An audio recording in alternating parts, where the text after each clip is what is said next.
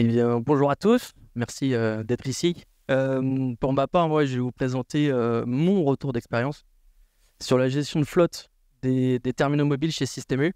Donc, il faut savoir que moi, je suis arrivé il y a 3 ans maintenant dans la DSI de Système U qui s'appelle UIRIS. Et au tout début, j'étais tout seul avec un seul chef de projet pour gérer déjà 15 000 à 20 000 terminaux quand je suis arrivé.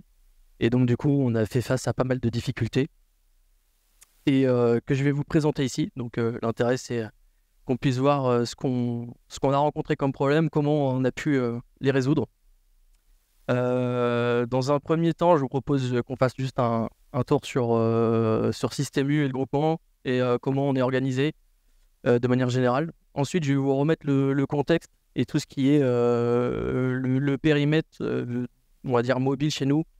Parce que je sais que de manière assez générale, quand le développeur finit son application, souvent ça finit sur un store public. Nous, on a quelques petites difficultés sur ce dernier aspect. Donc du coup, je vais pouvoir vous montrer ce qu'il en est chez nous. Dans un troisième point, je vais vous montrer les outils qu'on a justement pour gérer tous nos terminaux mobiles.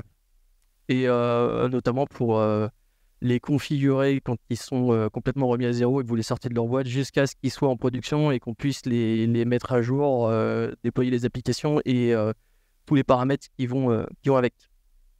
Et enfin, justement, j'ai choisi de mettre en avant quelques difficultés pour qu'on puisse vous montrer que des fois, un peu comme tout le monde d'ailleurs, tout n'est pas rose. Et donc, du coup, quels sont les moyens et les technos qu'on a trouvés pour y faire face. Et à la fin, quelques questions. Voilà, pour ceci. Tac. Alors, assez rapidement, donc c'est un slide qui est assez complet, mais je ne vais pas détailler chacun des points. Pour essayer de faire un résumé synthétique, on a à peu près 1670 magasins. Je crois que cette année, on a passé les 1700 de chez Système U. Et donc, du coup, ça regroupe toutes les enseignes là-haut avec les Hyper U, Super U. Et les plus petits qui sont U Express et Utile qui sont souvent dans les stations balnéaires ou dans les centres-villes. Au total, l'ensemble du groupement, c'est 73 000 collaborateurs. Et derrière, en fait, chaque magasin est strictement indépendant. Donc, les magasins n'appartiennent pas au groupement, ils appartiennent à chaque associé. Et derrière, ils adhèrent à la coopérative. Et nous, via les 3 entités que vous avez à côté, on leur fournit les services. Donc, les services qui sont plutôt orientés commercial pour la partie U-enseigne. URIS, qui est la DSI de Système U et sur lequel je suis rattaché, où on s'occupe de toutes les activités informatiques. Et ensuite, on a la dernière entité ULOC qui s'occupe de toute la partie logistique, transport et acheminement des marchandises jusqu'au magasin. Si on fait un zoom rapide sur URIS, en 2022, on était 540 personnes. Voilà, ça tend à croître chaque année et chaque mois. Et le petit 700 applications que vous voyez à côté, c'est pas des applications mobiles, même s'il y a le petit logo dessus. C'est l'ensemble des applications qu'on a et qu'on manage au quotidien sur l'ensemble du parc. Donc, c'est des applis qui peuvent être PC, serveurs, de management, des applis métiers ou alors tout un tas d'applis qui soient également middleware. Et depuis 2020, donc ça fait à peu près 3 ans, on essaye de casser tout ce qui est monolithe et autres gros blocs qu'on avait jusqu'à présent, en mettant en place justement un nouveau socle technologique donc qui est prêt maintenant. En 2023, il est déjà opérationnel et on est déjà en train de migrer tout un tas d'applications plutôt en mode microservice. Alors, il faut voir que Système U, c'est un petit peu un ogre, si on peut dire, et donc du coup, faire bouger les lignes, c'est toujours un peu compliqué. Et donc du coup, en mettant en place un socle technologique qui est un peu plus qui donne plus envie de travailler dessus et qui permet aussi des nouvelles fonctionnalités et des nouveaux besoins. Donc derrière, on est en train de migrer les applications. Donc les 700 applis doivent au final le passer soit sur un environnement du socle technologique là, annoncé avec GCP, soit sur du cloud qui serait en mode SaaS ou PaaS de manière à ce qu'il soit externalisé. Là, sur les 700 applis, je dis qu'on en a déjà fait une cinquantaine. Et donc après, il faut qu'on continue pour arriver à pas un 700, parce qu'on sait que les applis métiers les plus critiques resteront chez nous, mais en tout cas avoir quelque chose le plus proche de ce qu'on souhaite côté stack technique. Voilà globalement ce que je peux vous dire dessus. Au niveau du contexte, alors j'aime bien mettre ce gros bloc. Le col bleu, alors pour faire le distinguo, on a globalement deux familles de personnes qui travaillent, en tout cas moi de ce que je vois. On a plutôt les cols blancs et les cols bleus. Et pour moi, les cols blancs, c'est les personnes qui sont plutôt côté bureau et qui ont des smartphones dans leur poche et avec lesquels ils font de la messagerie, ils font un usage à peu près quotidien avec des applications qu'on pourrait télécharger sur le store ou autre. Et après, on a les personnes qui sont plutôt col bleu et qui, eux, sont avec des usages très spécifiques. Ils sont avec des terminaux qui ne leur appartiennent pas forcément. Ils sont dépendants de ce qu'on leur fournit et qui ont besoin d'avoir du matériel qui fonctionne. Et justement, dans ces cols bleus, nous, on a nos points de vente qui représentent donc à eux seuls à peu près 30 000 devices. Ça bouge tous les jours.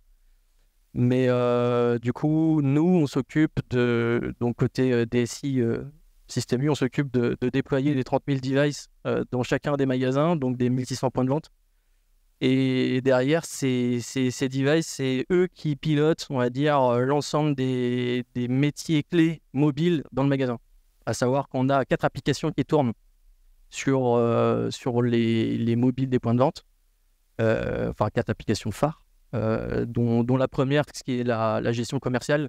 Donc ça va permettre à tous nos collaborateurs au magasin de pouvoir faire tout ce qui est mise en rayon, de faire les états de stock, tout ce qui est les dates de péremption notamment, faire des commandes, faire les inventaires. Voilà. Donc c'est quasiment une des applis on a 2 applis qui sont les plus utilisées, c'est une des plus utilisées. Et la deuxième, c'est tout ce qui est gestion du drive.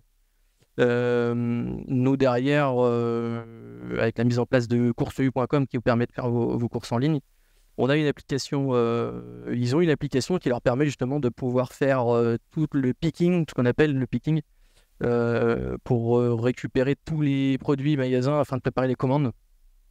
Donc ça c'est pareil, c'est la deuxième appli phare.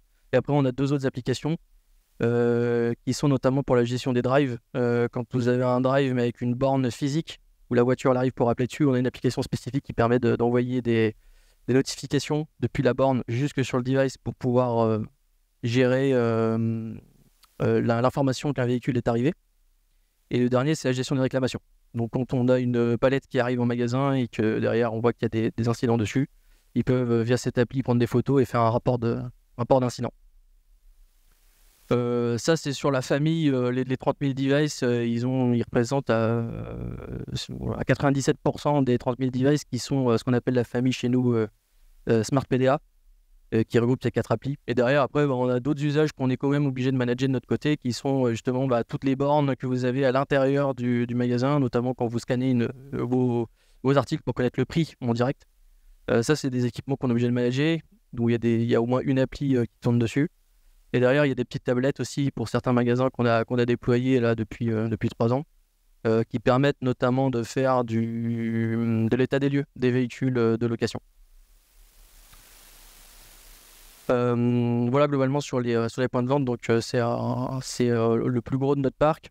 Et ensuite derrière, pour adresser la deuxième partie de notre parc, c'est des terminaux qui sont plus spécifiques, qui sont liés aux entrepôts. Et donc là, on en a à peu près effectivement 6000. Et sur les 6000, on va dire qu'on en a, je vais dire un gros 5000 qui sont, nous, ce qu'on appelle de la vocale. Et qui en fait permettent aux caristes et aux personnes qui font la manutention à l'intérieur d'avoir directement les commandes dans une oreillette depuis le smartphone, pardon. Afin qu'ils puissent aller dans les rayons, chercher les palettes, les colis, les cartons et tout ce qui va bien afin de construire la palette. Ça représente un bon 80% de ces devices. Et après derrière, on a tout ce qui est réception de marchandises avec pareil avec des terminaux spécifiques et du chargement. Donc le chargement, c'est justement les camions qui partent vers les magasins.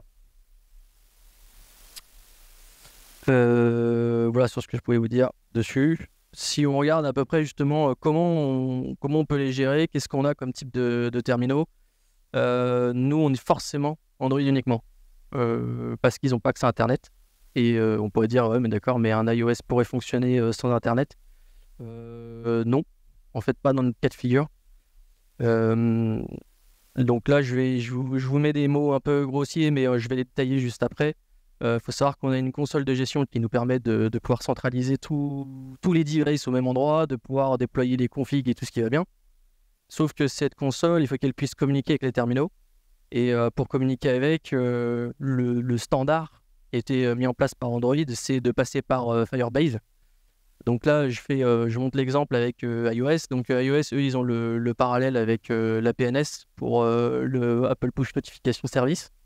Donc si je veux faire une modif dans ma console et que je veux le déployer sur mon terminal, et ben derrière, du coup, je suis obligé d'envoyer une notif. Donc ma console doit envoyer une notif soit Google, soit Apple. Et derrière, c'est eux qui viennent réveiller le terminal pour qu'il aille chercher son information. Pour qu'il puisse demander à la console comment ça se passe. Et une fois qu'il a l'information, du coup, là, la console lui répond. Mais on est en mode asynchrone, parce que du coup, le device, il n'a pas l'information en temps réel dans ce mode de fonctionnement. Et vu qu'on a besoin de Firebase et d'APNS dans les deux cas pour le faire fonctionner, si on est en mode offline, ça ne fonctionnera pas. Donc ça, c'est le mode qui est unique pour iOS et on ne peut pas le détourner si on veut faire un autre fonctionnement. Par contre, sur Android, on a heureusement des solutions. Donc c'est ce que nous, on a chez nous. C'est ce qu'on a mis en place. Officiellement, il y a 2 types de solutions qui pouvaient exister pour tout ce qui est terminaux Android. On a la liaison permanente. Donc du coup, c'est directement le terminal qui monte un lien HTTPS avec la console et qui va rester allumé en permanence. Donc il peut y avoir, on sait qu'il peut y avoir tout un tas d'inconvénients, notamment sur potentiellement une consommation de batterie. Sur les retours qu'on a depuis le début, c'est pas ça qui... en tout cas, on n'a pas vu de gros problèmes de batterie avec ce mode-là. Ah, c'est pas mal.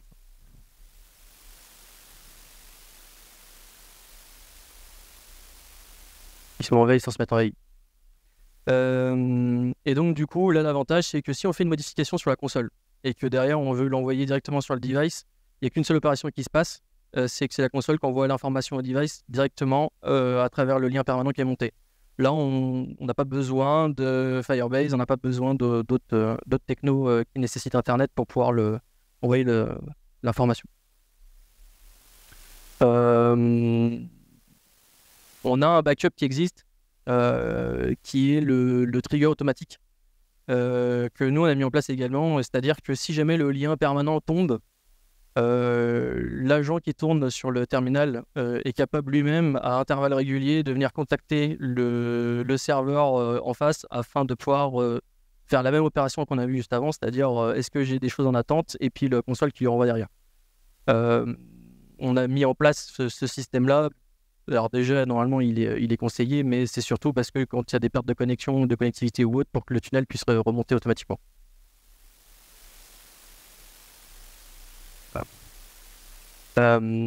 Si on prend par exemple le cas de figure où on a besoin de déployer en urgence des modifications, imaginons on a poussé une application et elle est sur l'ensemble du parc, cette application, et derrière on se rend compte qu'il y a un gros problème, on a besoin de la déployer en one shot.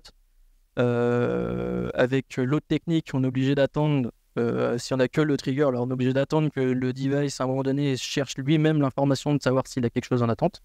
Donc ça peut être 30 minutes, 1 heure, ça peut être même... Alors, on peut mettre 2 minutes, mais plus on a de device, plus le serveur en face, il va peut-être pas pouvoir supporter. Donc en général, on met soit une fois par jour ou plusieurs fois, nous on peut faire 2-3 fois dans la journée. Ça veut dire que dans le cadre d'un déploiement urgent, on serait bloqué. Parce qu'il faudrait qu'on attende que le device fasse son check automatique. On a déjà eu ce problème-là par le passé, et donc du coup c'est pour ça qu'on a le lien permanent. L'avantage du lien permanent aussi, c'est qu'on peut faire de la prise en main à distance dessus. À savoir que si le terminal il est en mode trigger et qu'il va chercher son information lui-même, du coup la console elle n'a jamais l'information de savoir s'il est en ligne ou s'il est hors ligne, puisque il n'y a pas d'information qui est remontée en temps réel.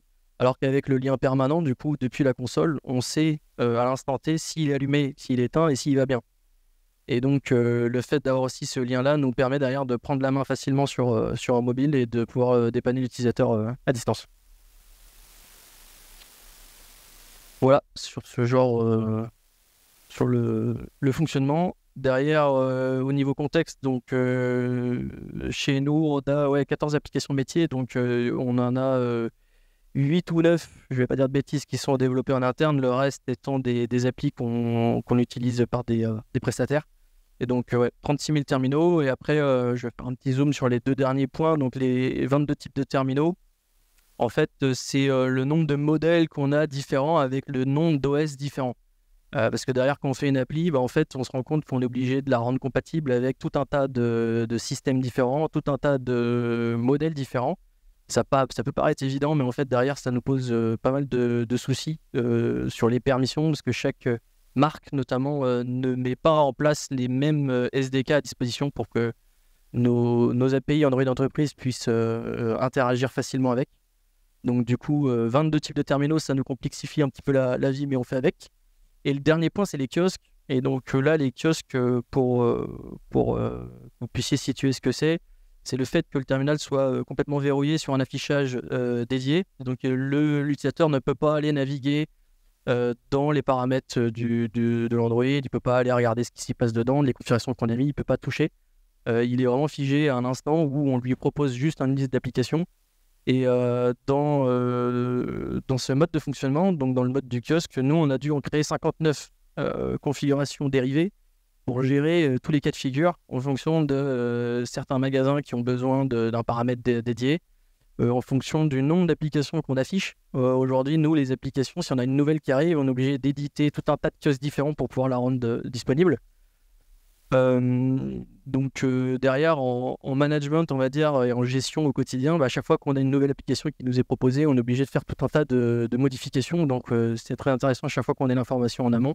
Aujourd'hui, on est en train de mettre à jour ce système de kiosque où derrière, on va proposer justement une mise à jour dynamique.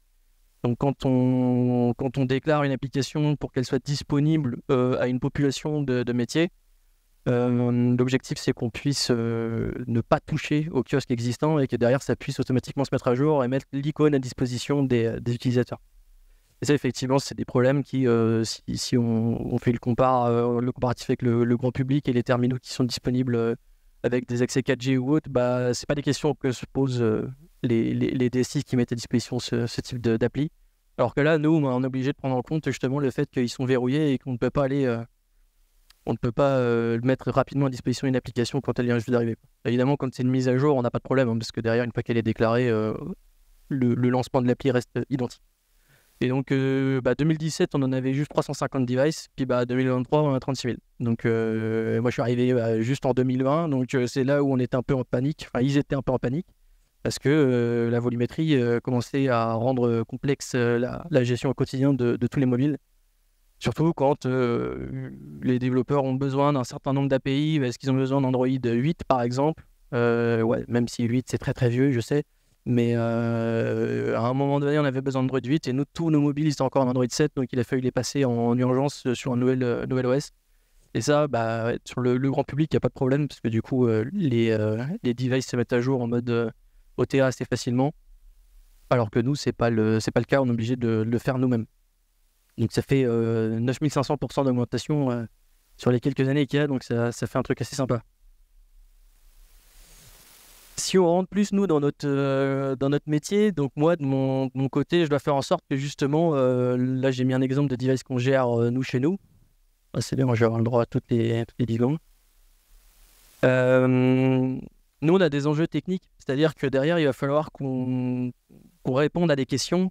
Et ils ne sont pas toujours simples. La première question, c'est comment on peut gérer la MCO de ces outils-là. Quand je dis la MCO, c'est la vie de l'OS de manière générale. Donc, il faut qu'on trouve des stratagèmes, nous, pour mettre en place tout un écosystème autour de ça. Les évolutions, qui concernent notamment tous les nouveaux projets qui viennent dessus. Quand il y a besoin des notifications alors qu'on n'a pas activé les notifications, quand il y a besoin du Bluetooth alors qu'on n'a pas de Bluetooth, quand les nouveaux usages nous demandent du NFC alors qu'on n'a pas d'NFC. En tout cas, on l'a sur le device, mais nous, c'est pas activé dans les paramètres, on est obligé de refaire des campagnes de déploiement de config. Et donc, justement, dans le premier point, nous, c'est il faut qu'on puisse avoir les clés pour gérer les configurations système. Et nous, on est capable aujourd'hui, justement, de pouvoir déployer quasiment tous les paramètres que vous faites manuellement vous sur votre device perso, on est capable de le déployer via ce qu'on appelle nous soit des profils ou soit des paramètres XML, c'est des confs StageNo qu'on peut venir déployer dessus. J'en reviendrai juste après, vous inquiétez pas. Et donc du coup, nous justement au quotidien, on configure le Wi-Fi, les horloges, tout ce qui est la langue et compagnie, la sécurité, les boutons physiques, parce que derrière on voit qu'il y a des boutons qui sont propres à l'usage de ce terminal-là, et du coup on est capable de dire ce qui se passe quand on appuie sur tel bouton. Vous pouvez le faire manuellement sur vos terminaux quand vous êtes dans les paramètres. Nous, l'enjeu, c'est comment on peut le faire de manière automatisée sur 36 000 devices sans demander à l'utilisateur de toucher un paramètre. Ça, c'est le point 1. Le point 2, justement, c'est ce que je disais juste avant, c'était j'ai des kiosques, c'est bien, mais il faut les maintenir. Donc là, aujourd'hui, on en a 59. Donc, dans les enjeux, c'est de passer, peut-être pas à 1, parce qu'on n'y arrivera jamais, mais peut-être de passer à 5 maximum, si on peut, de manière à pouvoir absorber tous les mouvements de nouvelles applis, de nouveaux besoins directement dans un seul et unique kiosque qui serait complètement dynamique. Derrière, justement, c'est de répondre aussi aux besoins des développeurs et puis des équipes métiers. C'est de dire, on a des applications, mais comment on les déploie? Aujourd'hui, nous, on nous donne l'application une fois qu'elle est finie d'être déployée, sauf que du coup, c'est nous qui faisons on va dire la partie finale, de le mettre jusque sur le device. Et donc, justement, on a un enjeu actuellement qui est sur l'année 2023, c'est de pouvoir permettre au développeur lui-même de cliquer sur quelques boutons et d'arriver à le déployer sur le terminal sans avoir 17 000 actions en cours de route.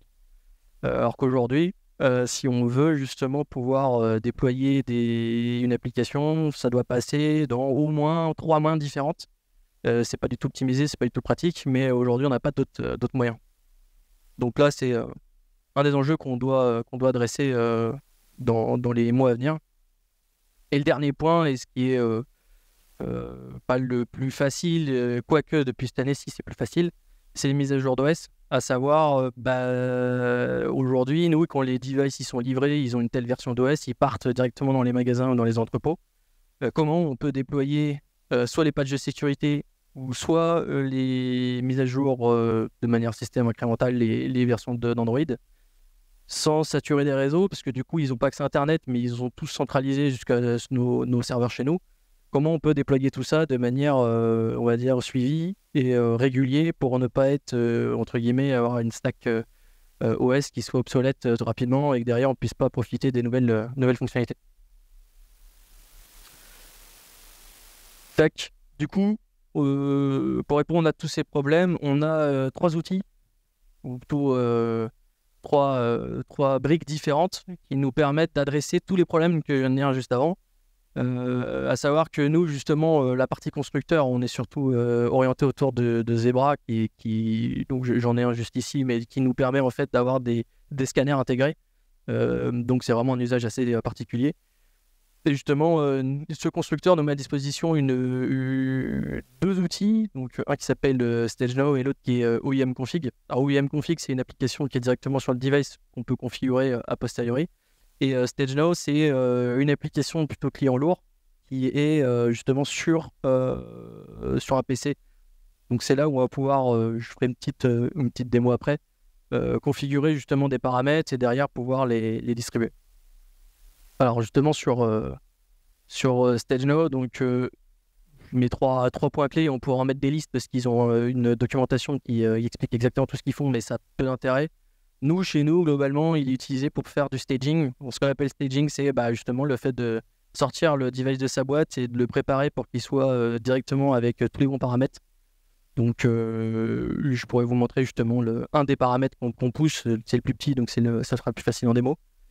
Et derrière, c'est toutes les configurations, système, donc ça peut être du Wi-Fi, on aurait pu mettre des applications. En fait, on est capable de faire énormément de choses, sauf qu'on n'a pas vraiment le retour suivi derrière. Donc, c'est-à-dire que si on le fait au moment où on le prépare, on ne peut pas savoir plus tard où on en est dans les paramètres qu'on a déployés, parce que du coup, on n'a pas de remontée centralisée. Et donc, quand on a fait une configuration propre à StageNow, du coup, il nous ressort deux modes d'export, on va dire. Soit on a un fichier XML qu'on va pouvoir déployer a posteriori grâce au dernier à l'éditeur MobiControl, soit on a un QR code qui en fait derrière permet d'être lu directement à partir du scanner du téléphone. Donc on lance une application spécifique sur le device et en scannant le QR code, il applique tous les paramètres qu'on avait renseignés dans notre config. Ensuite, derrière, on a forcément besoin de ce que nous propose Google en termes de fonctionnement entreprise. Donc eux, ils mettent à disposition depuis Android 6 qu'ils ont mis en place, ça c'est Android entreprise. Avant c'était Android for Work, après ça a évolué en Android entreprise. Et pour faire assez simple, du coup, ils ont deux modes de fonctionnement. C'est soit le device owner, soit le profile owner. Et le device owner, c'est le fait de permettre à l'entreprise, ou du moins à la personne qui active le device avec ce mode-là, d'être complètement administrateur de l'appareil et de pouvoir tout modifier sans restriction. Le deuxième point, le profile owner, c'est justement ce que vous avez peut-être sur vos devices perso quand vous rajoutez des configs professionnels avec les mails par exemple, ou si vous avez des applis pro qui vous créent un conteneur spécifique en mode work profile. Du coup, Android Entreprise, lui, il appelle ça justement le profile owner. Et donc, ça permet derrière de pouvoir manager des choses, mais on ne peut pas tout faire en profile owner. Voilà, on est restreint sur un certain nombre de modifications. On ne peut pas aller toucher à tous les paramètres système. Puisque on n'est pas full admin dessus.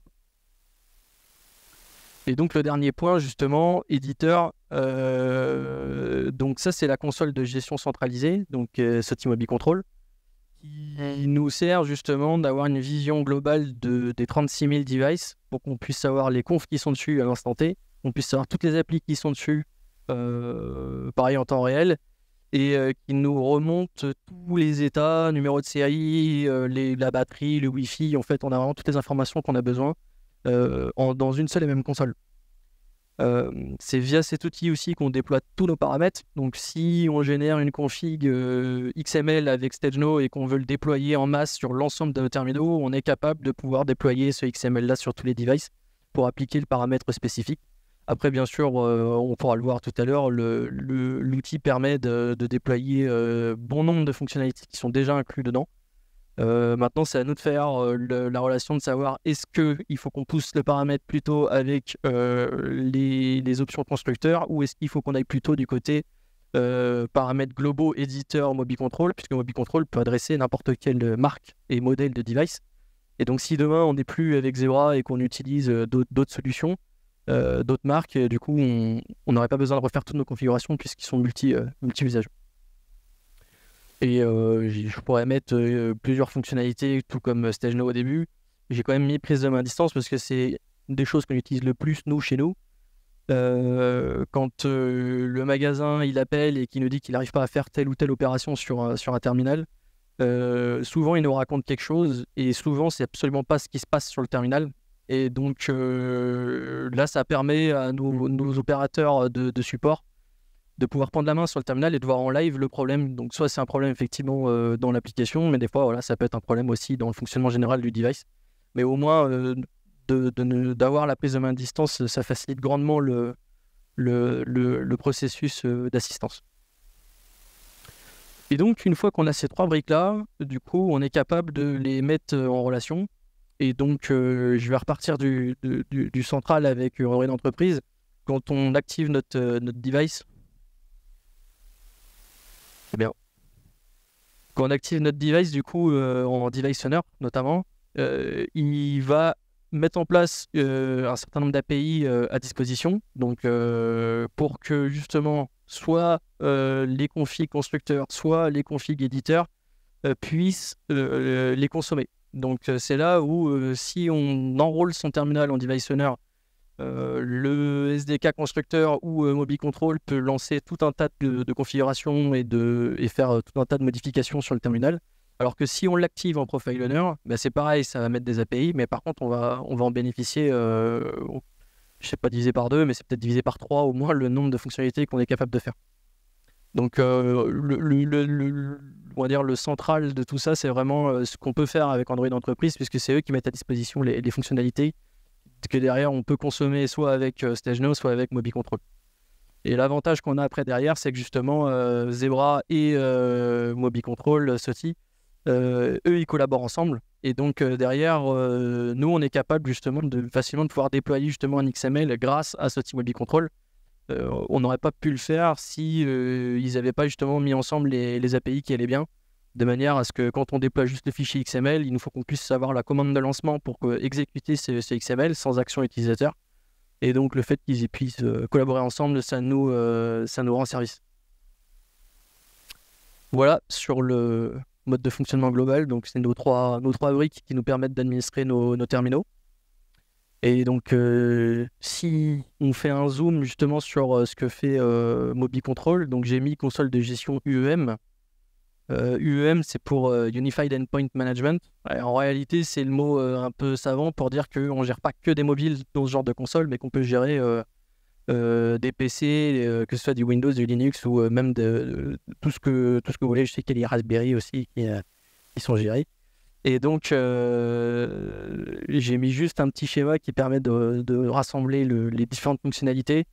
Il faut savoir qu'avant que ça s'appelle UEM, ça s'appelait MDM pour juste la partie qui est en haut, c'est-à-dire le device management. Donc le fait de pouvoir juste visualiser la fiche d'un device et de voir ce qui se passe dedans avec les paramètres qu'il a. Mais avec le temps, ils ont forcément rajouté tout un tas de briques complémentaires avec la gestion des applications, la gestion du contenu. Quand on appelle le contenu, c'est le fait de pouvoir accéder par exemple à son partage Windows, mais depuis son device. Le problème, c'est qu'on a des comptes Active Directory et compagnie, donc sur Windows, c'est assez facile. Il faut qu'on arrive à répliquer ce type de configuration sur un device pour rendre le côté simple à l'utilisateur. Et donc ça, c'est une brique spécifique également qui est intégrée, qui nous permet de déployer ce genre de configuration. Nous, on ne l'a pas mis chez nous, mais ça peut être utilisé. La partie patch pour tout ce qui est justement OS et mise à jour applicative. Et après, il y a tout un tas de configurations et de services qui sont rendus sur la partie sécurité. On a des profils de sécurité. Et surtout, le point en bas, c'est le côté intelligent où derrière, on peut justement faire des extractions pour avoir des données plus consolidées, pour prendre justement tout ce qui est décision. Donc, c'est assez intéressant. Et donc, du coup, tout ça c'est bien, mais ça mène toujours pas à ce qu'on fait nous chez Iris. J'ai mis un schéma, alors je l'ai simplifié au maximum, j'ai retiré énormément de briques. Ce que je voulais juste vous montrer ici, c'est qu'ils n'ont pas accès à Internet, les devices, donc forcément le flux de données à chaque fois il remonte chez nous, donc qu'on soit en magasin ou en entrepôt. Nos terminaux ils communiquent directement avec la console Moby Control qui permet de centraliser l'ensemble des confs. Il passe par des liens MPLS, donc c'est des liens dédiés opérateurs jusqu'à sortir sur notre data center. Et j'ai rajouté un élément justement qu'on a depuis cette année qui s'appelle XtremeHub, qu'on a installé justement sur tous les magasins et tous les entrepôts, donc qui est en fait un relais de Moby Control qu'on a installé. Ce relais, il sert à quoi? Il sert à déployer justement les packages afin de limiter justement les problèmes de bande passante. Parce que quand on fait des mises à jour d'OS, du coup derrière on a un petit souci, c'est la bande passante. Et quand vous avez dans un magasin 30 terminaux et que vous mettez à jour, vous devez envoyer 1,5 giga par terminal, automatiquement vous avez un petit souci de bande passante. Et donc XtremeHub répond à ce besoin-là justement, c'est de pouvoir envoyer 1,5 giga uniquement sur l'XtremeHub et c'est lui qui viendra redéployer derrière les 1,5 giga sur les devices, mais directement local. Ce qui nous enlève une épine du pied, parce qu'à l'époque on utilisait FTP, FTPS et compagnie, sauf qu'on n'avait pas de retour d'utilisation, enfin pas d'utilisation mais plutôt de retour sur le téléchargement du fichier.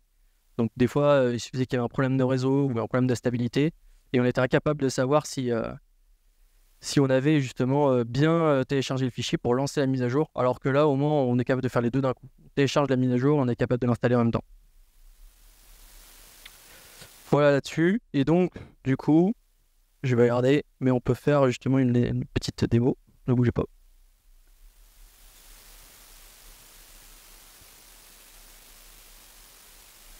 Alors, vous voyez mon écran, impeccable. Donc là, je vous ouvre dans un premier temps la console qui est propre à StageNode, donc justement qu'on parlait juste avant.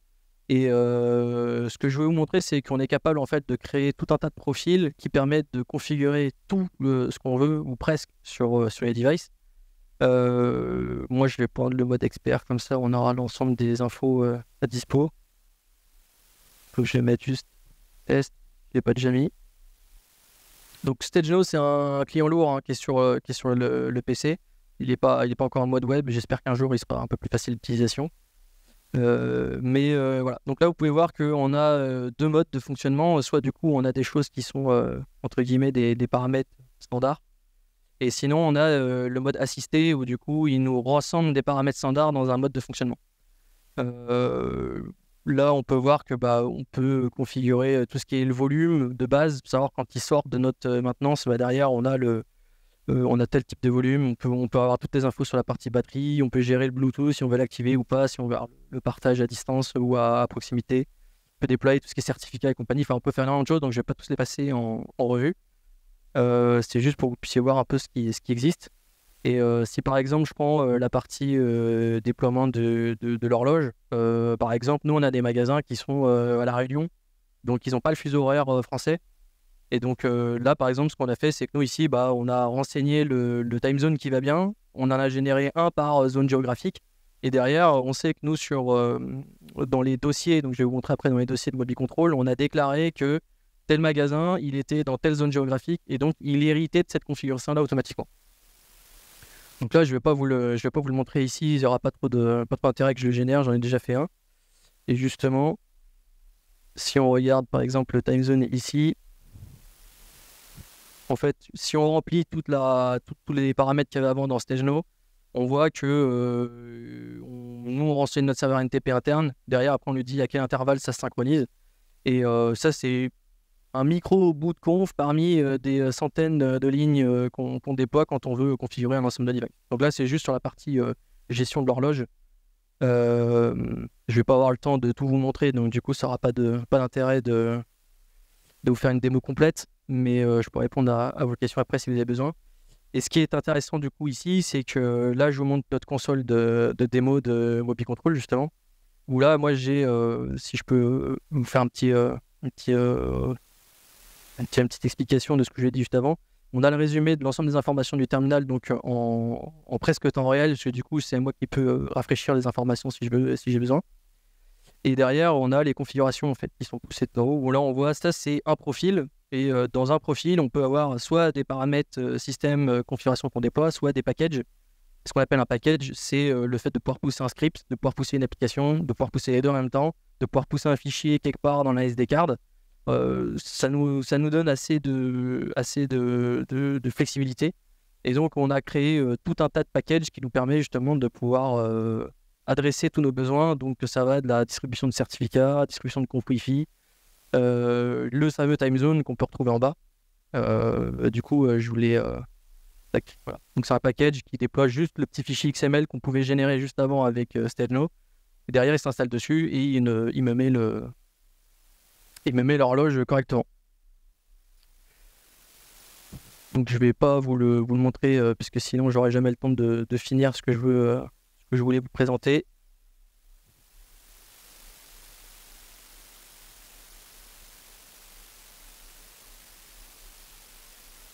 Alors, et tac.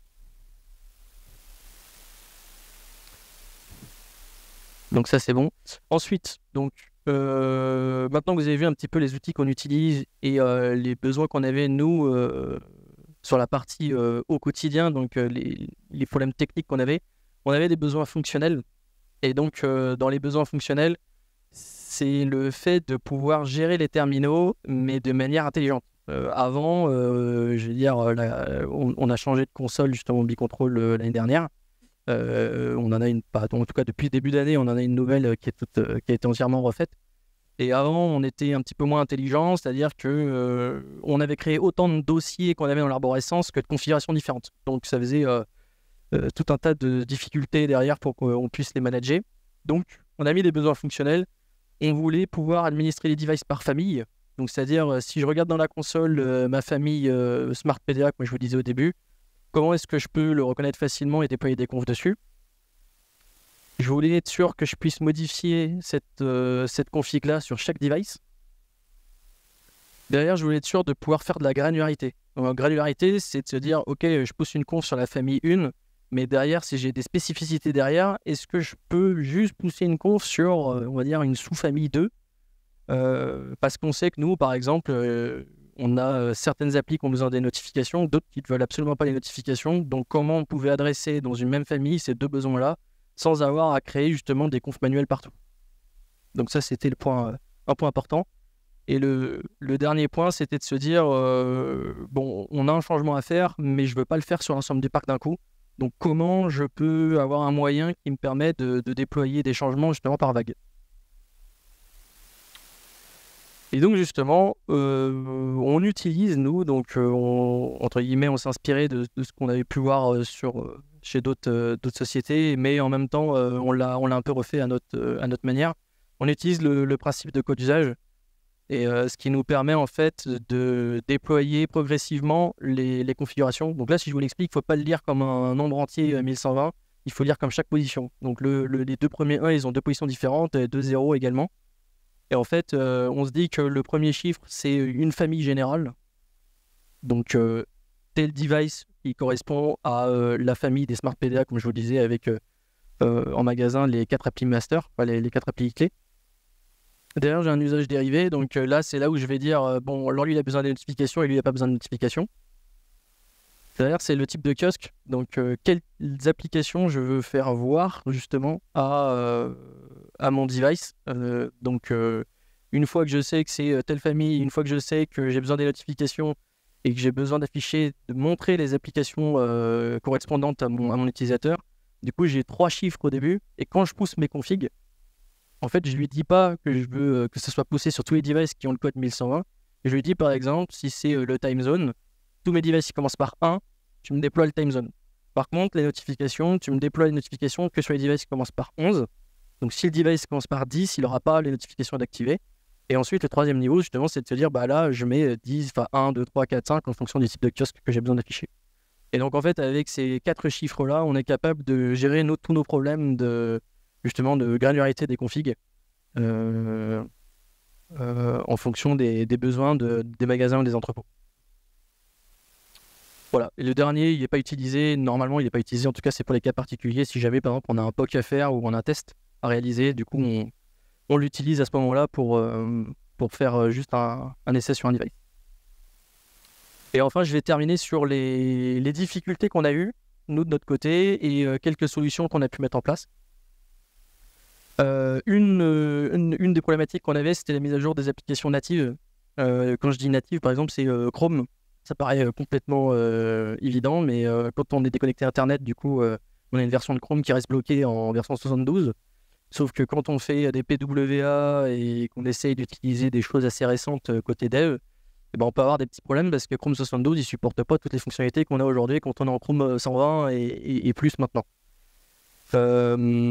Donc là, justement, on est en train de travailler sur un moyen de pouvoir mettre à jour nos applications natives à partir d'un Play Store entreprise.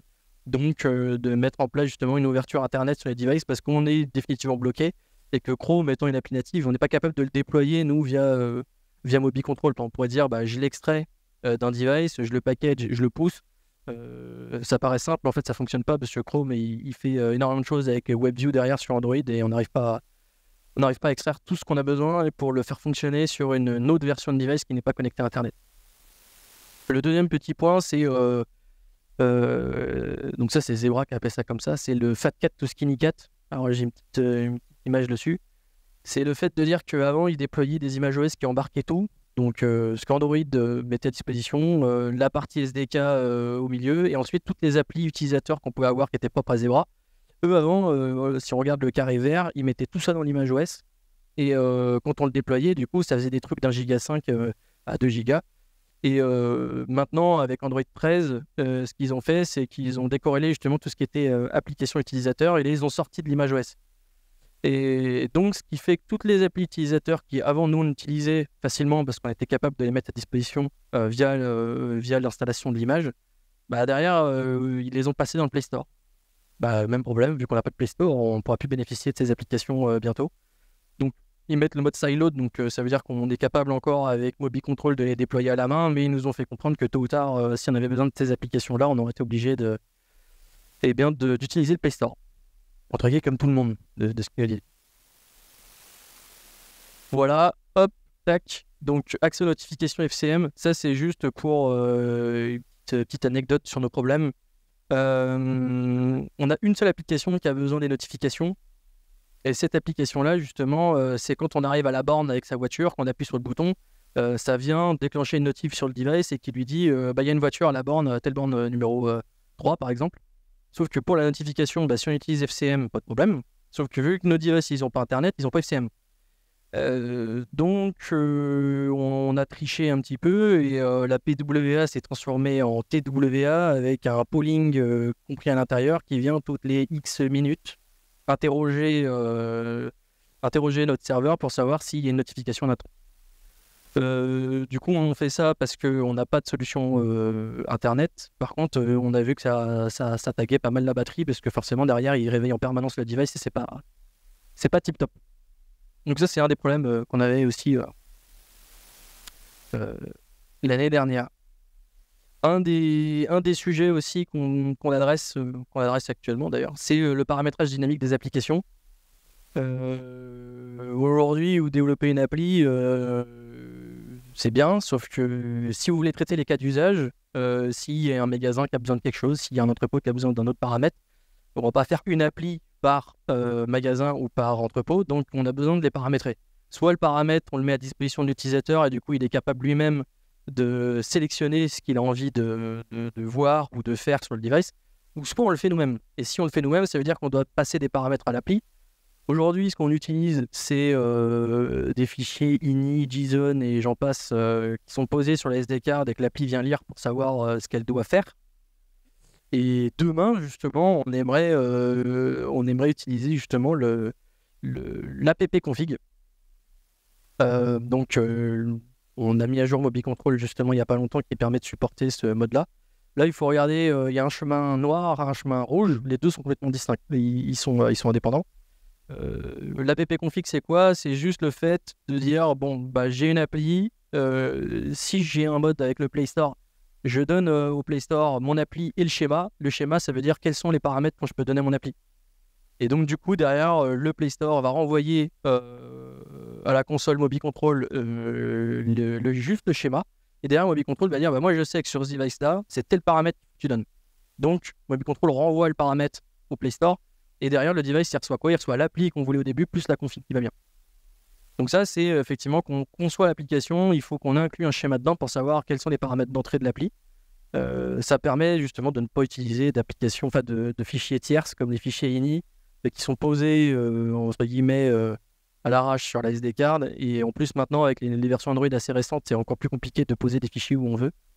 Donc ça, c'est les précos Google, donc c'est ce qu'on compte utiliser demain.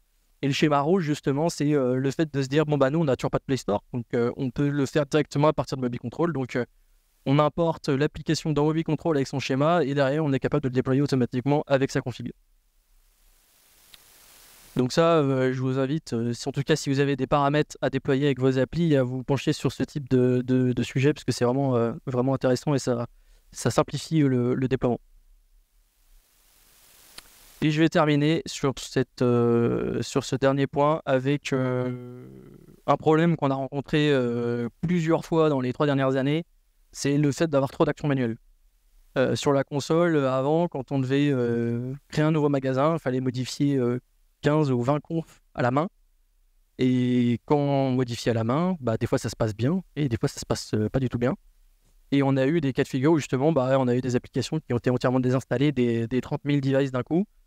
Alors, désinstaller, ça se passe en 2 secondes. Réinstaller, il nous faut une journée parce que le serveur, il n'est pas capable d'envoyer 25 MO fois 36 000 devices d'un coup. Enfin, les bandes passantes ne suivent pas non plus. Donc, on l'a eu plusieurs fois. En 3 ans, je l'ai dû au moins le voir 3 fois, ce cas de figure-là. Donc, forcément, on impacte toute la production derrière parce qu'on a des applications qui sont indisponibles. Et donc, on a simplifié au maximum, justement, avec l'arrivée des codes d'usage, comme je vous ai montré juste avant, pour que derrière, quand on modifie quelque chose, ce soit le plus transparent possible. Et c'est surtout que du coup, on met en place depuis cette année une chaîne de déploiement pour que le développeur, quand il a compilé son en APK, il est capable de le déployer jusqu'au device sans avoir à faire 10 000 modifs dans 10 000 consoles différentes. Et donc, quand il a fini son dev, on a l'APK qui finit chez nous sur Artifactory. Donc, c'est notre répertoire de l'ensemble des APK. On a Jenkins chez nous qui nous permet de déployer, alors de manière générale, alors c'est pas que lié au mobile, mais de déployer nos confs avec des pipelines sur notre production. Et donc, justement, on a maintenant la possibilité de se dire à Jenkins, pour qu'il puisse déployer derrière sur nos devices, on a la possibilité de lui donner des paramètres en entrée en lui disant j'ai besoin de telle version d'APK, j'ai besoin de sur tel environnement MobiControl, sur tel device ou tel dossier de device, avec les policies qui vont bien. On donne tout ça à Jenkins et lui, il pousse à MobiControl via l'API, l'APK et tous les paramètres qui vont bien pour que ça puisse arriver sur le device presque en un claquement de doigts. Et Thomas, ici présent, justement, en a été un acteur majeur. Et c'est bon pour moi, parce que dans le temps. Mal.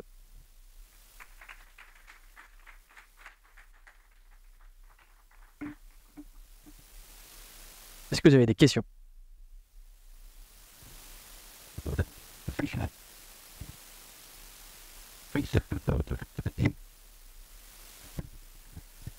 Bonjour, merci d'abord pour la présentation. Vous évoquiez tout à l'heure le fait que la totalité de vos terminaux ne soit pas connectée à Internet. Pourtant, ils ont l'air d'être tous connectés à un serveur chez vous, enfin dans les entrepôts ou peu importe où ils sont.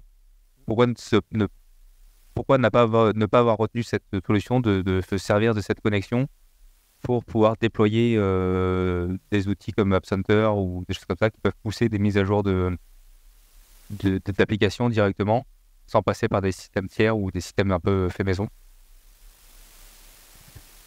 Alors la question, c'est de savoir pourquoi on ne peut pas sortir sur Internet directement depuis les magasins, par exemple.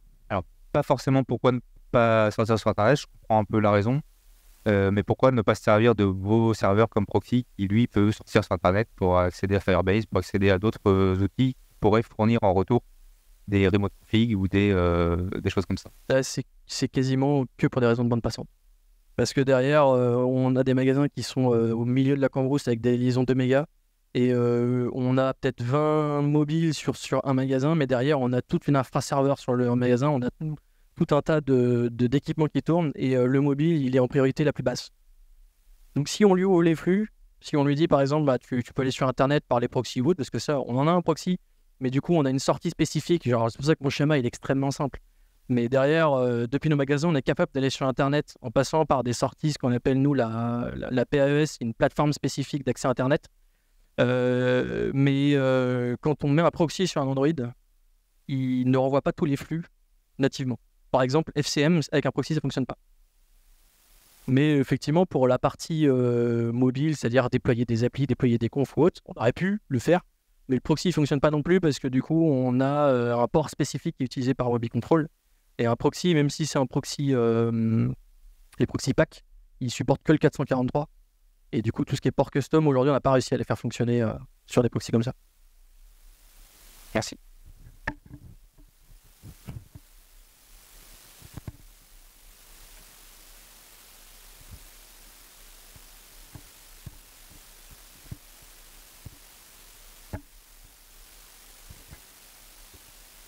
Pas d'autres questions du coup, pardon, on peut se laisser là du coup si vous voulez. Merci encore Arthur pour ton talk. Et puis vous pouvez le retrouver après pour lui poser d'autres questions.